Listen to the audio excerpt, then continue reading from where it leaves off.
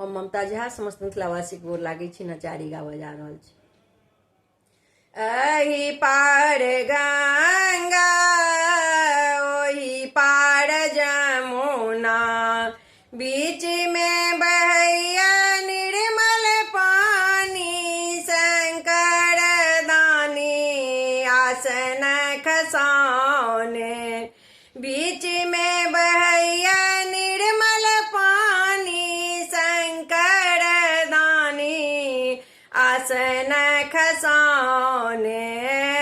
पनिया भरन गली गौरी कुमारी, पनिया भरन गली गौरी कुमारी।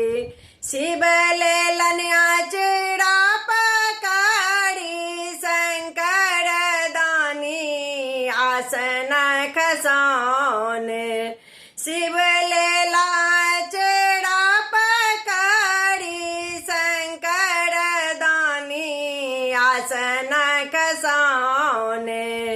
छोरू छोरू आहे शिव हमरो आचरबा, छोरू छोरू आहे शिव हमरो आचरबा।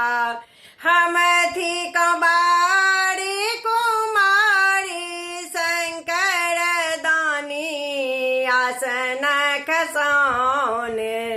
हम थी कबाड़ी कुमारी, शंकर दानी आसन खसाने।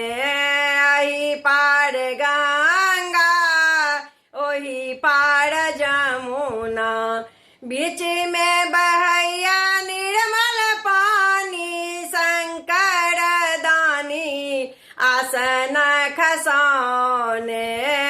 हम नहीं छोड़ब गौरी आहू के आचरबा, हम नहीं छोड़ब गौरी आहू के आचरबा। हम करब अहाँ संग ब्याह, शंकर दानी आसन खसाने। हम करब अहाँ संग ब्याह, शंकर दानी आसन खसाने। बाट रे बटोहिया की आहू मोरा भैया, बाट रे बटोहिया की आहू मोरा भैया। नेने जइयो बाबा के समाद, शंकर दानी आसन खसाने। नेने जइयो बाबा के समाद, शंकर दानी आसन खसाने। आहू के बाबा के हम चिन्हू न जानो, आहू के बाबा के हम चिन्हू न जानो। कोना हम कहब समाद, शंकर दानी आसन खसाने। कोना हम कहब समाद, शंकर दानी आसन खसाने। हमरो बाबा केर ऊँचे केर मरबा, हमरो बाबा केर ऊँचे केर मरबा।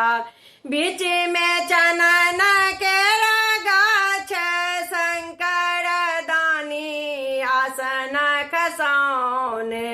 बीच में चनन केर गाछ, शंकर दानी आसन खसाने। एहि पार गंगा ओहि पार जमुना, बीच में बहैया निर्मल पानी, शंकर दानी आसन खसाने।